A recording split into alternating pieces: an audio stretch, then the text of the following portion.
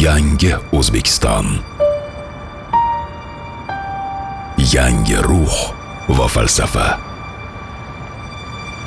Yangi energetika. Siyosiy irodaning mahsuli. Bugungi loyihalar bundan 8 yil avval energetika sohasida boshlangan keng ko'lamli islohotlarimizning uzviy davomidir. Yangidan qurilgan tizim. Tubdan yangilangan infratuzilma. Energetika siyosatining yangi impulsi. Biz bu loyihalar orqali nafaqat iqtisodiy o'sishga erishamiz, balki kelajak avlodlarimiz uchun yashil va barqaror O'zbekistonning mustaqil poydevorini yaratamiz. Sohaning shiddatli o'sishi, tarixda bo'lmagan sarmoyalar va misli ko'rilmas natijalar. Biz kelgusi taraqqiyotimizni yashil iqtisodiyot rivojlanishida ko'rmoqdamiz. Bularning barchasi inson qadri uchun.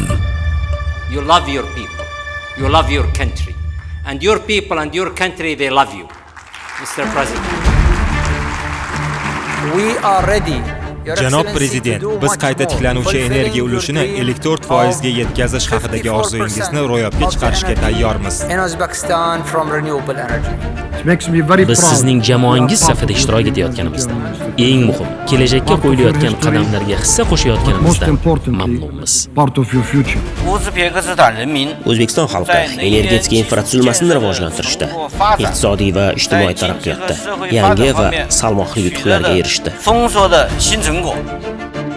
Qayta tiklanuvchi energetika va energiya saqlash tizimlarini joriy etish bo'yicha O'zbekistondek tez harakat qilgan mamlakat yo'q.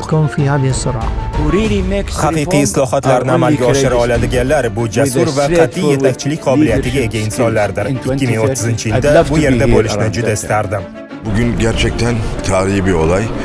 O'zbekistonning Bu haqiqatdan ham tarixiy voqea. O'zbekistonda shamol, quyosh va elektr stansiyalarining qisqa muddatda foydalanishga topshirilishi Prezident Shavkat Mirziyoyev va uning jamoasining katta muvaffaqiyati. Qisqa vaqt ichida juda katta investitsion loyihalar, shunday katta investorlar bozorimizga mana kirib keldi. 30 oy oldin bu yerda ochiq dala edi. Bunday joyba Qoraqalpog'istonda bo'lmagan. Prezidentimizga qoyil qolsak arziydi. Men o'z orzularimda yashayapman va ishlayapman. O'zbekistonni juda yorqin, yangilanuvchi energiya kelajagi kutmoqda. Keyingi hamkorlik va rivojlanish katta imkoniyat yaratdi. Menimcha bu prezidentingiz tomonidan tashlangan mamlakat uchun ham moliyaviy jihatdan ham odamlarning farovonligi nuqtai nazaridan juda muhim qadamdir.